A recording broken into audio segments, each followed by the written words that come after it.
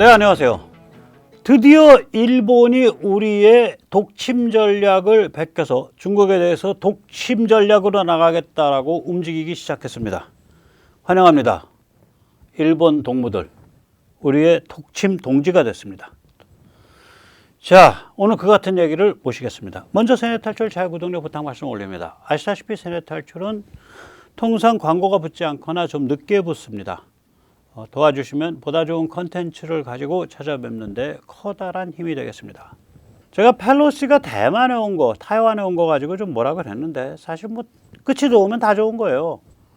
펠로시가 타이완에 오니까 원래 그걸 가지고 중국이 세련되게 울고 다녔으면은, 예를 들어서 이거는 미국에 의한 도발입니다. 하나의 중국에 대한 무시입니다. 세상에 어떻게 그럴 수가 있습니까? 이러면서 동정표 팔이를 했더라면은 미국이 크게 고생하는 케이스인데, 이걸 가지고 뭐 타이완을 뭐 4면인가 5면인가 6면으로 둘러싸고서 침공하는 거 리허설을 하고 뭐 난리를 부리니까, 야, 쟤들 미친 애들 아니야? 이렇게 돼버린 거죠. 펠로시는 시진핑과 중국 인민해방군에 엄청 감사하게 생각해야 돼요. 펠로시의 도발에 넘어간 거죠.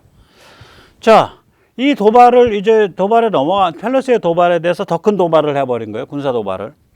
펠로시의 도발은 외교적인 건데, 그 정도의 외교적인 도발을 그렇게 군사적으로 막을 수 있냐, 이런 거죠. 군사적으로 되갚을 수 있냐, 말이 안 되는 거죠. 뭔가 예를 들어서 우리 집에 뭐 들어와 가지고 뭐 예를 들면 집 앞에 있는 뭐 집 앞에 놓여져 있는 배달되어 있는 슈퍼마켓 그 쇼핑 봉지를 가지고 도망간다고? 그럼 도둑질이죠. 제가 그 사람을 때려 죽여서는 되겠어요? 그건 살인이죠. 과잉방어죠. 린칭이고.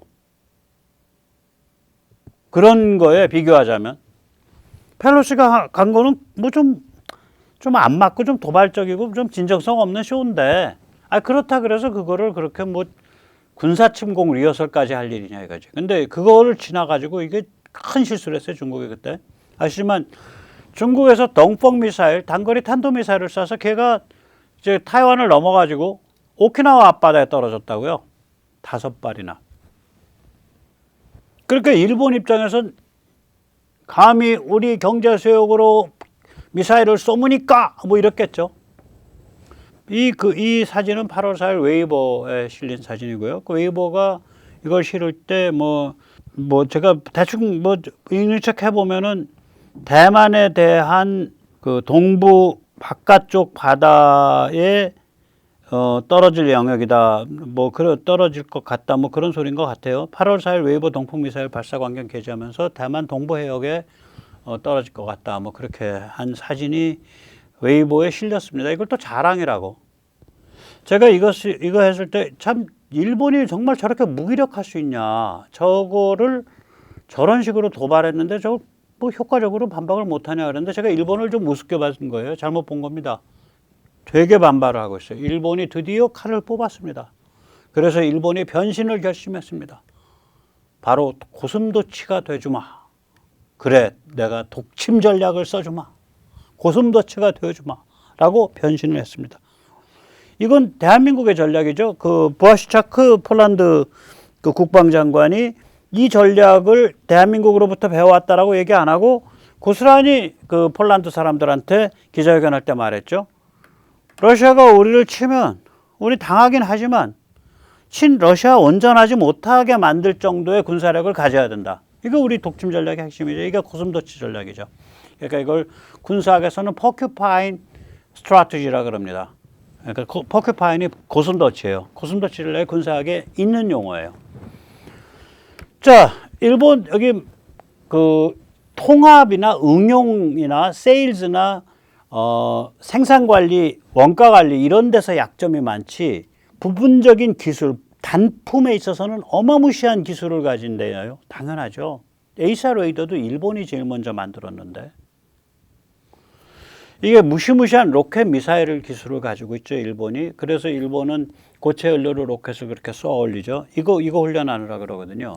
이거 하는 데가 일본 미쓰비시입니다. 세계 최고 수준의 로켓 미사일 기술을 가지고 있고요. 미쓰비시에서 만든 미사일이 SM-3 요격 미사일을 만들었죠. 이거를 정식 명칭은 RIM-161 탄도 미사일, 요격 미사일로서는 세계 최고죠. 이거는 미쓰비시와 미국 최고의 미사일 회사인 레이시온이 합작을 해서 만들었습니다. 따끈따끈합니다. 신제품이고 2014년에 배치가 시작이 됐고요. 속도는 음속의 8.8배에서 13.2배 사이에 어마무시하게 나가는 거죠. 음속의 10배면 눈 깜빡할 사이에 말하자면 3.4km 가는 거니까 어마무시한 속도입니다. 최고 고도는 무려 지구로부터 1000km 바깥에 이릅니다. 사거리는 쏘아진 그 발사대로부터 1200m까지 갑니다. 현존하는 탄도미사일, 요격미사일로 최고고요. 우리 정조대함함에 저거를 장착을 하냐 마냐 가지고 지금 이야기가 있습니다. 왜냐하면 굉장히 높이 올라가는 거라 저거는 그러니까 그 중간 단계에서 요격하는 거거든요. 높은 단계에서. 그래서 저건 ICBM을 요격하는 거다 이거죠. 그럼 한국은 중거리 미사일에서 한국은 떨어지는 단계가 벌써 되는데 저 올라갔다가 저거 비싼 건데 저거까지 사야 돼 말아야 돼 하고 많이 지금 고민을 하고 있는데 전 사전 입장이에요. 뭐 미국에 서비스도 좀 해주고 우리한테 오는 것도 높이 올라갔을 때 쏘면 좋잖아요. 높은 데서. SM3 한 100발 사자. 100발이면은 저거 하나에 한 3, 40억 하니까 한 4, 5천억 줘야 됩니다. 그런데 이런 기술이 있으니까 일본에 아주 기막힌 순항 미사일이 있어요. 일본은 이제 무슨 그 무기의 그 모델을요, 뭐 그냥 타입이라고 불러요. 타입. 그래서 저 식이라고 우리가 번역을 하죠. 그래서 타입 12, 12식 순항 미사일인데 이게 세계 최강의 순항 미사일입니다. 지대함으로 먼저 개발이 됐고요. 사거리는 지금 현재 200km짜리로 만들어서 쓰고 있는데 추진체만 바꾸면 1500km까지 그냥 가요. 그리고 지금은 설정이 지대함, 그러니까 땅에서 저런 식으로 그 TEL 발사 차량에서 우리 천무와 같은 발사 차량에서 땅에서 쏘는 걸로 돼 있지만 지금은 땅에서 배를 향해서 지금도 땅에서 땅을 향해서 쏠 수 있고요. 그 다음에 배에서 땅을 향해서 쏠 수 있고요. 배에서 배를 향해서 쏠 수 있습니다. 뿐만 아닙니다. 전투기에서 땅을 향해서 쏠 수 있고요. 전투기에서 배를 향해서 쏠 수 있습니다. 저게 또한 미제 수직 발사가 뭐 MK41인가 뭔가 거기에도 들어갈 수 있기 때문에 거기에 들어갈 수 있다는 얘기 뭐냐면 우리가 한국형 수직 발사관과 그 수직 발사관이 거기에 들어가는 한국형에도 들어갈 수 있거든요. 그 KVLS, Korean Vertical Launching System, 그 수직 발사관. 그 우리는 뭐냐면 저거 갖다 놓으면 우리 잠수함에 집어넣을 수 있다는 얘기예요.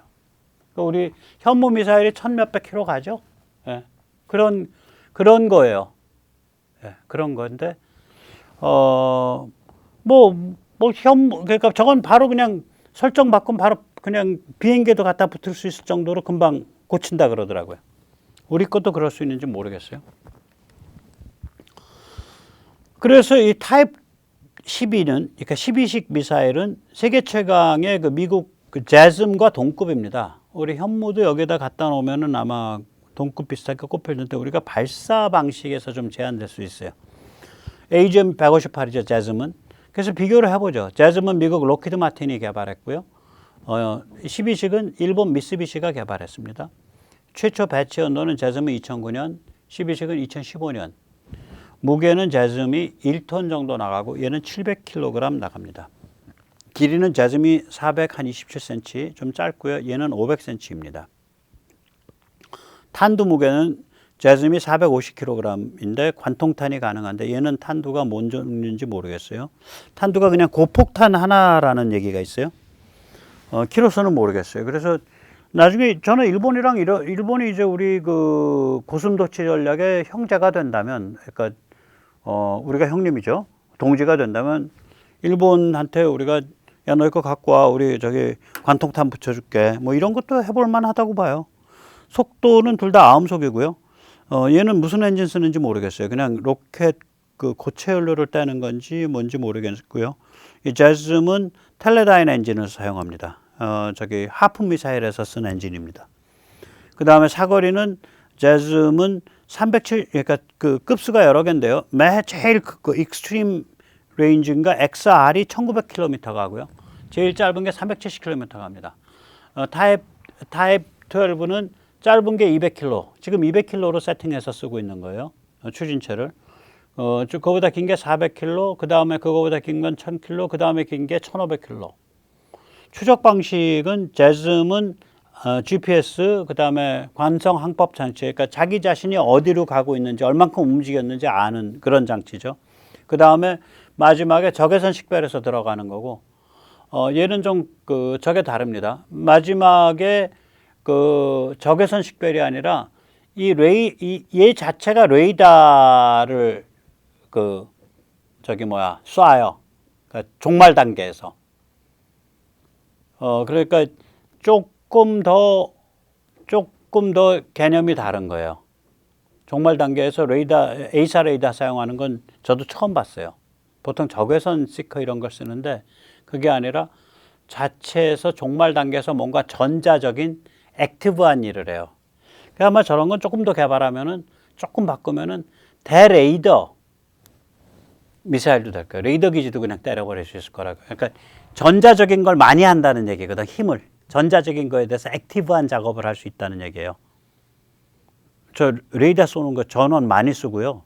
칩 엄청 고생해야 되거든요. 조그만 자기 레이더를 갖고 있을 정도면 그거를 다른 종류의 전자적인 걸로만 바꾸면 어마무시한 게 된다는 얘기예요, 저게. 그래서 저게 살벌한 무기란 거죠. 발사 방식은 제즘은 전부 비행기에서 쏩니다. 그러니까 폭격기, 전투기, 수송기에서 저걸 어떻게 쏴? 수송기에서요? 틀이 있어요. 무슨 뭐 론칭 패드인가 뭐 드랍 패드인가. 그래서 그 틀 속에다가 이렇게 그 육각형으로 이렇게 쇠파이프 되어 있는 틀이 있는데 우리예요, 우리. 짐승 가두는 우리 같이.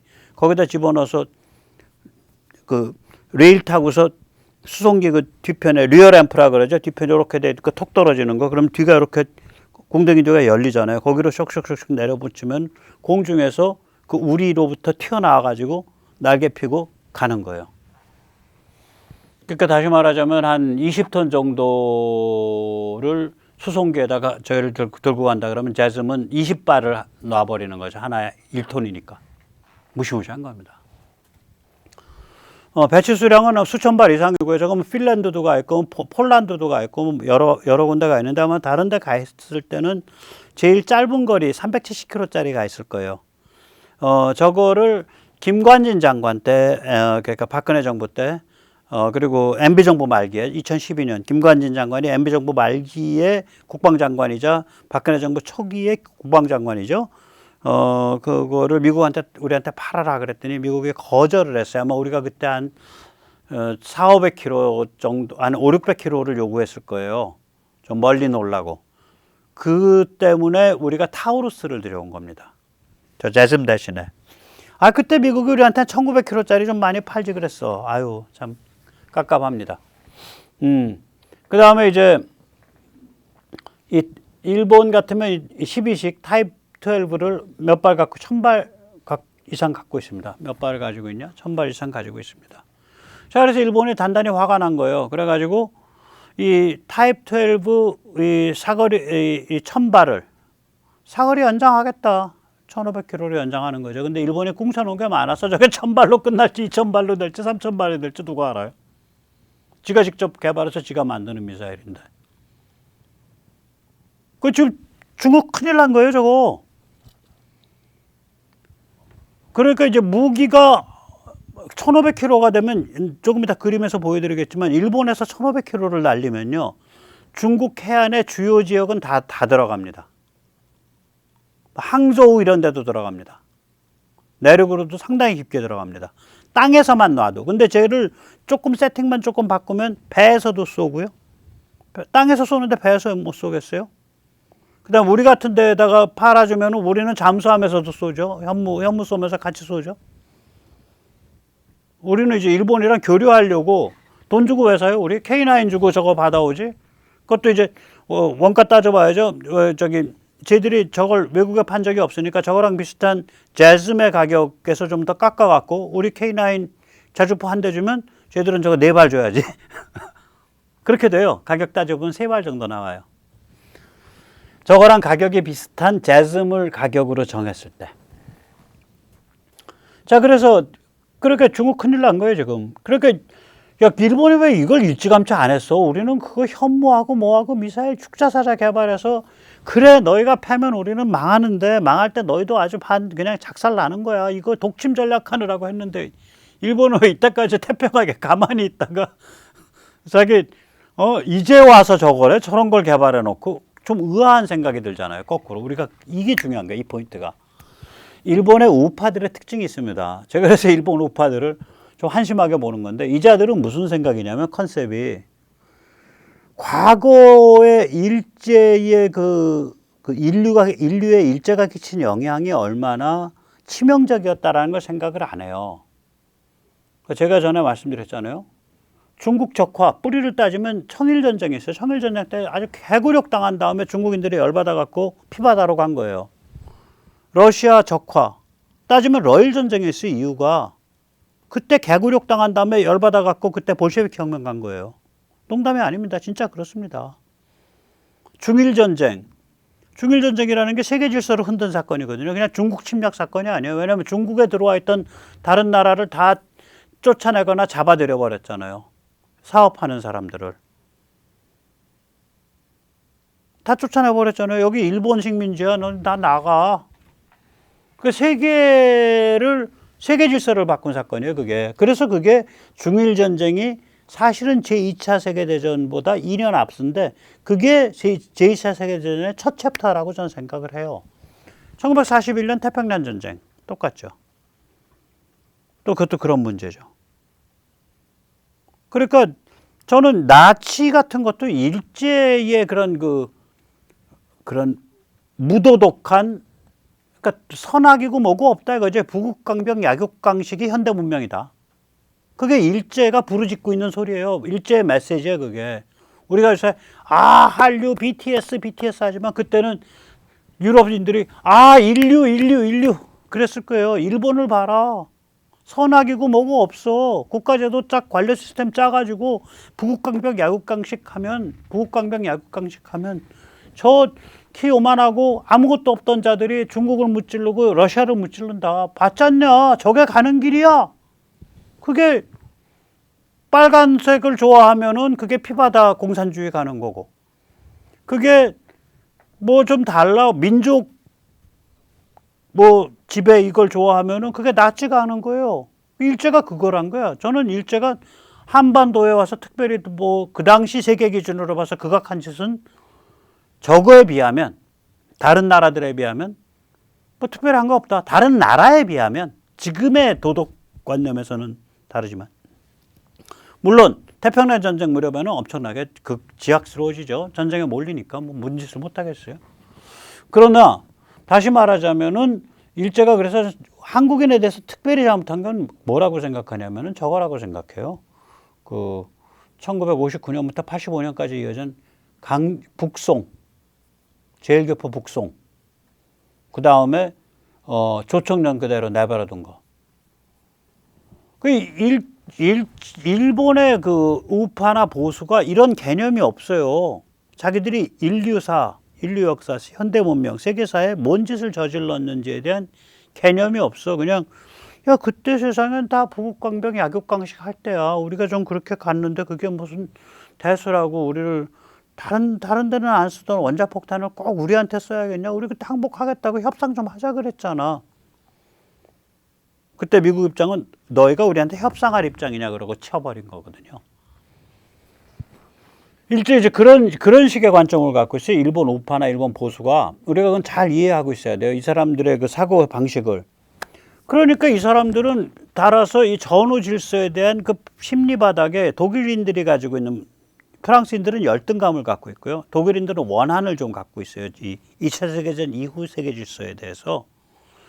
일본 사람들은 굉장히 잘 정제된 원한을 독일인보다 한 10배쯤 갖고 있어요. 일본의 우파는 제가 보기에, 일본의 보수는. 그러니까 이런 사람들 관점에서는 뭐냐면, 야, 일본이 이제 군대가 있어야 되고 평화헌법을 고쳐가지고 정상국가가 돼야 되는데, 걔들이 말하는 정상국가. 그러려면 중국이 날뛰어갖고 동아시아 질서가 좀 깨져야 돼. 그동안은 우리가 중국에 대한 억지력 함부로 그 빌드업할 일 아니야. 함부로 그 어키울 일 아니야. 그냥 좀 더 동아시아 질서가 좀 깨지고 중국이 날뛰도록 내버려 둬야 돼. 이런 관점이라고요. 즉 다시 말하자면 저 미사일은 일본의 평화헌법이 수정되고 일본의 군사력 전체를 손볼 때 그때 사용하고 싶었던 마지막 카드예요. 미국은 입장이 다르죠. 미국은 평화헌법 고치지 말고 너희는 현재 상태 정도 군사력하고 특별히 미사일과 MD에 좀 집중 좀 해줘. 이 동북아 얘기 나오면요. 꼭 미국의 전략가들 문서에 그게 나옵니다. 미사일하고 MD가 나와요. 얘기가. 한국은 지가 알아서 미사일 개발하려는 걸 손을 꽁꽁 묶고 있다가 트럼프 때 2017년부터 풀기 시작했고 여기는 너무 전투성이 높다고 본 거예요. MD는 미사일이랑 수반하니까 그것도 같이 묶어 있었던 거고. 그러나 이런 27년 이후의 미국의 관점에서 보면 한국과 일본이 미사일과 MD를 많이 해주기를 원해요. 미국이. 자, 그런데 일본이 이제 다급해져 갖고 원래는 이 카드를 마지막에 평화헌법 고치고 헌법 고치고 뭐 다시 군사 키우고 이러면서 쓰려는 카드인데 급해지니까 야 헌법이랑 상관없어. 그건 나중에 되든 말든 알아서 하고 이거부터 먼저 하자. 이렇게 된 거예요. 이 마지막 카드 중거리 미사일 무장을 한 거예요. 그래서 일본은 털리고 미국은 웃었다는 거예요. 이게. 저도 깜짝 놀랐어요. 이 일 가지고. 좀 이런 거를 이런 각도에서 설명해 주는 분이 있었으면 좋겠는데 참 아쉽습니다. 아무튼 간에 일본은 참 이건 이제 미사일이고요. MD에 대해서 얘기하면 이미 한미일 MD 공조는 지난 그러니까 2016년인가부터 시작을 했어요. 이미 이게 12년 6차니까 2012년. 이게 뭐냐면은 퍼시픽 드래곤이라고요. 한미일 3개 국가가 가끔씩 모여가지고 2년마다 한 번씩 모여서 이 그 MD 그러니까 이 탄도미사일 요격 훈련을 합니다. 그런데 올해는 이제 그 하와이인가 거기에서 했는데 이제 끝났죠. 8월 16일 날 끝났는데 올해 한층 더 강한 훈련을 했어요.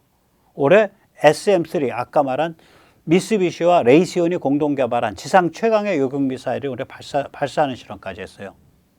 SM3 발사까지. 그리고 올해는 호주랑 캐나다도 참여를 했습니다. 자, 이런 관점에서 저는 우리의 영원한 숙적 일본. 그런 건 좀 웃는 소리로 취급하자고요. 저보고 일본이 어떤 데냐. 아웅다웅 하면서 사는데 아주 싸가지 없는 먼 친척이고 둘이 뭐 죽자 살자 싸울 일은 앞으로도 절대 거의 없을 나라. 저는 그렇게 봅니다.